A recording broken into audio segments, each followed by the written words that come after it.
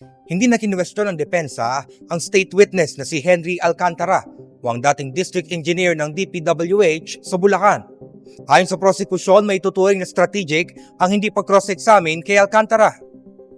Sumalang sa witness stand si Alcantara para sa pagpapatuloy na paglilitis na ika-6 na dibisyon ng Sandigan Bayan kaugnay sa di umano'y depektibong road dike project sa bayan ng Nauhan sa Oriental Mindoro na itinayo ng SunWest. Bukod kay Zaldico o ang dating kinatawan ng Bicol Party List, ay may 15 pa ang kinasuhan ng malversation buhat sa manumalyang proyekto na nagkakahalaga ng mahigit sa 200 milyon.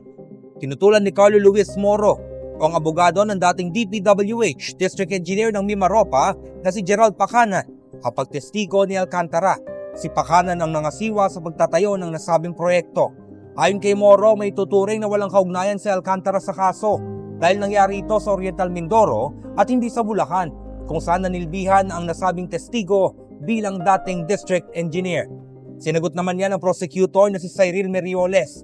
Aniya, hindi naman nila ipinresenta si Alcantara para tumestigo sa kanyang trabaho bilang dating district engineer, kundi para patunayan na si Ko ang beneficial owner o ang nakikinabang na may-ari ng SunWest. Pinayagan ng korte ang pagtestigo ni Alcantara. Sa kabila niyan ay napagpasyahan ng lahat ng abogado ng depensa na hindi cross-examine si Alcantara. Naugnay ang pangalan ni Alcantara sa umano'y balatuan ni Ko at ng DPWH.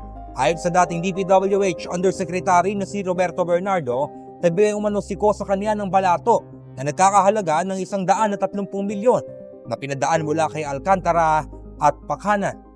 Magpapatuloy ang paglilitis sa April 7 kung saan ipepresenta ng prosekusyon ang kanilang testigo mula naman sa Anti-Money Laundering Council.